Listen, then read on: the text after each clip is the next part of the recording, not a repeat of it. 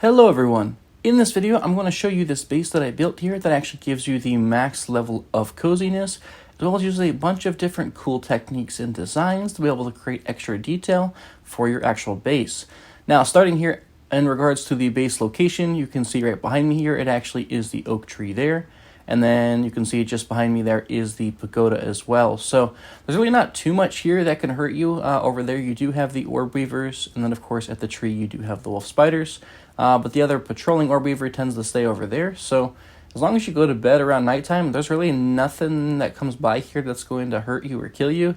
And of course you do have a bunch of little food too. The aphids, the weevils, and red ants will pass through here as well. So, and then in regards to the actual design, so you'll see that I used this rock here on the base, kind of as a foundation for the actual base itself to try and create a somewhat level base.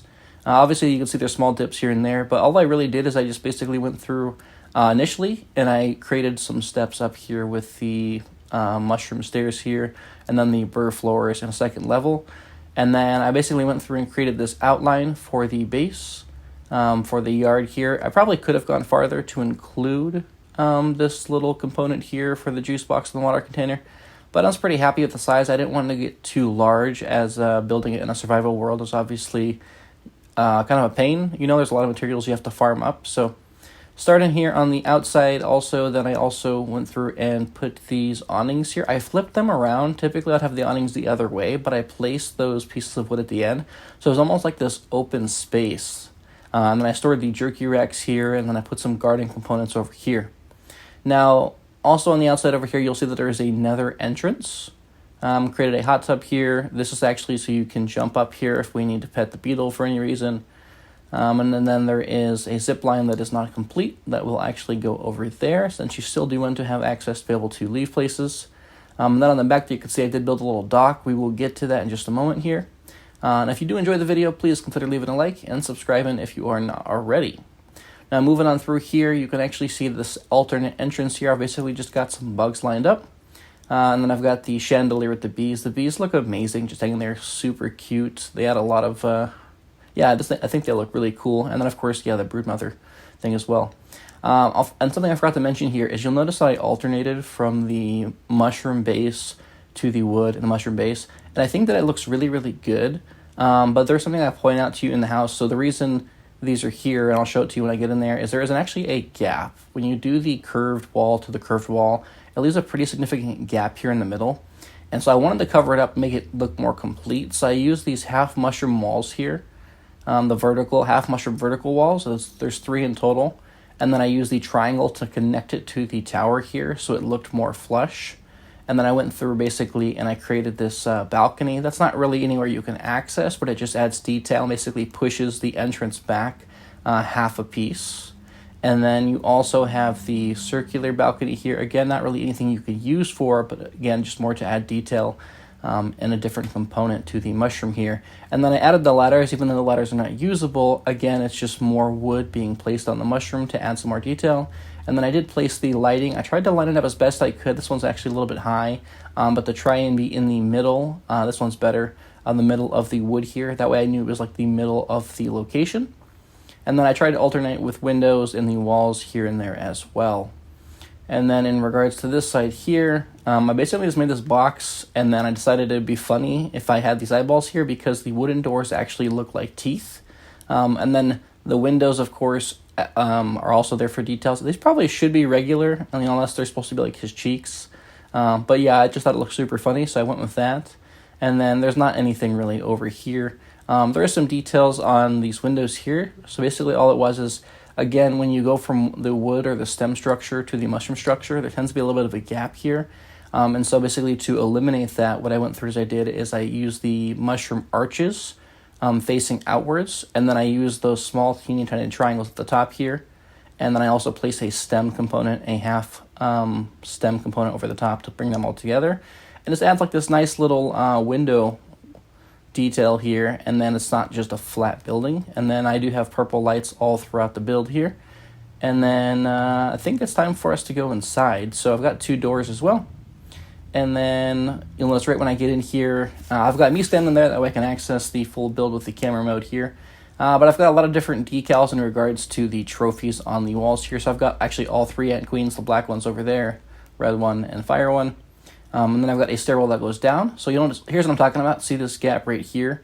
And then you can actually see through this gap. So that's why I did those stone pieces there, or the mushroom pieces, I'm sorry, to ensure that gap is filled and it actually looks a lot nicer. And then this one actually goes upstairs. But to cover this floor here, obviously you've got me there, and then you'll see in this room. And then I did this here. So basically, I'll just show you the middle of the room first. It's all based around this middle giant pillar actually. So I've got the different armor sets all lined up, pretty much all of the tier 3 gear all lined out here. So it looks really nice there, and you can easily just come up and swap it out. And then over here, the place that was locked really doesn't have too much in it. It's actually just a chandelier and these components, the pallets for the stems and the planks. I probably should have done these smaller, more basic ones, because that would have actually allowed me to stack more of them in here to get more usage out of them with the space that I had. And then right here on the inside, there's not too much going on, but you'll notice this is what I was talking about. That's where that mushroom arch is on the outside to that detail. Then on the back here, I've got 2 different dew collectors. It's actually just the exact same on both sides, and 2 water containers.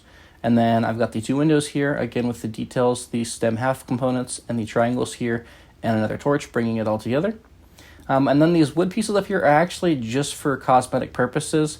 Basically, they're just running from one in the corner to the other corner here, so there's 3 in total, to try and basically just pop something out in a little more detail. That way it's not just mushroom wall here.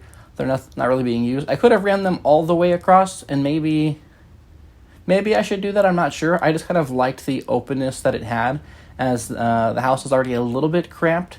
If there's one thing I would change in this build, it would be, I'll show you when I go downstairs right now, and that's the downstairs room is actually, it feels cramped. I should have made the downstairs also 2 floors high versus just the 1. But coming down here is quite a bit going on. So starting off here to the right, I've just got a couple of weapon pieces on the side, an armor stand, a brazier. Again, this a lot of this is like end game stuff. So I've made a lot of basic builds, not a lot, just some basic builds. And basically what I wanted to do is I wanted to see if I just use everything that was at my disposal in Grounded, what is the first thing that I would come up with. And this was the first thing. That's not to say there's the only thing. There's plenty of other exciting builds out there. But yeah, I had a lot of fun making this. It took me quite a bit of time. So basically, I've actually, this whole centerpiece here, let's start with the middle here again like we did up top. It starts with the lamp, so there's different lamps here on each side. And then you've actually got all of these pots. The pots actually grant you some cozy levels. And then I've got all the chests lined up on the bottom, and then these drawers here also grant additional storage space.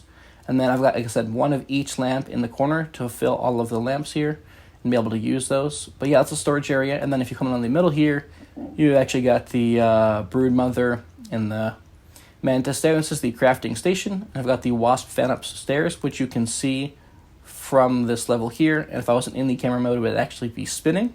So it looks really, really nice. And then I've got the crafting station, the upgrading, and the yoking station. So all these stations can pull from all the chests that are in the middle here. So that works out really nicely. Now on the outside here, I've got the different couches from the ants here. I've got the bed blocked off for a little bit of privacy, the rug for some decor, and a nice dresser as well.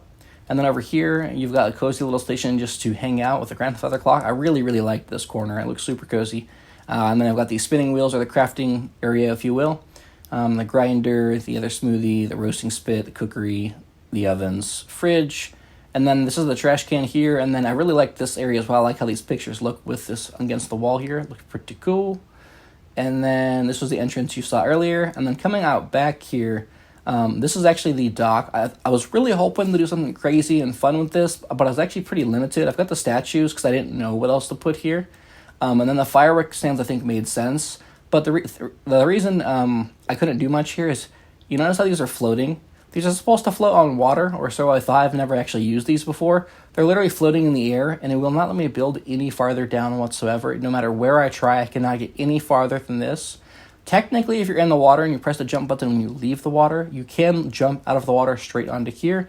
But it's like if I was being chased by a bell spider or like the fish, I would not trust me making that jump on the first time. So yeah, I don't like that aspect of it, but I think I really like the idea and the concept, and I love the fact that it's green. Like, it's a really nice color palette. And I've got the ash walls here as well. And then looking at the back, again, I just did some more of this same design you saw here on this side and that side, and then the arches here. And then up top, I went one extra layer to create like this middle component to bring it all together. And that brings us to the final location here, which is going to be upstairs. So we're just going to circle around. Again, I wish I would have built that bottom floor one higher so it wasn't as quite cramped. And a little bit more spacious would have been nice. This one goes up 2 floors because I didn't want to have that last one be cramped. But coming up here, you've got the training dummy to test your damage. You've got the another brazier here. A lot of the stuff up here is boss stuff. You've got the pets house here, more boss stuff from the mat, and the wasp here. And then you've got the fountain, another pet, the abomination, the koi statue. You can play basketball, and that is the chest with the basketballs. That's the 3rd pet house. And this here is the infected broodmother brazier. I thought this looked really cool if you look at it from back here. Basically it's like this giant like sacred, like this is like, you know, the one of the best things in the game, and you had to beat, you know, one of the most difficult bosses in the game. So that's why that's there, and I thought that was pretty cool. But yeah, that's pretty much the build. Like I said, I do have a max level of 5 for cozy on here. Obviously there's a lot of stuff in here. Obviously, you know, it's very, very detailed, but needs a lot of materials to build it. But I also wanted to try and make it semi-compact. That's why I did try to make it a little bit smaller. I feel like the biggest struggle with a lot of large bases is the constant resources. The great thing about mushrooms, though, is you can actually keep them in stacks in your inventory, whereas if you're building with planks and stems, you obviously have to use a whole bunch of pallets. So farming the mushrooms might kind of be a pain or take a little while at first, but it's a lot easier to build things like this because you can have so many more of them on you at a time. Alright, well, I really hope you guys did enjoy this video. If you did, please, like I said earlier, just consider leaving a like and subscribing if you're not already. And also, I actually just recently hit the 1,000 subscribers mark, and I'm now a YouTube partner, so thank you so much, guys. I do appreciate that. I'm just starting up my membership, nothing too crazy, but if you guys are interested in some cool emojis to use in the comments, then consider checking it out. And yeah, if you want some other ground and building tips, then I recommend you check out this video here.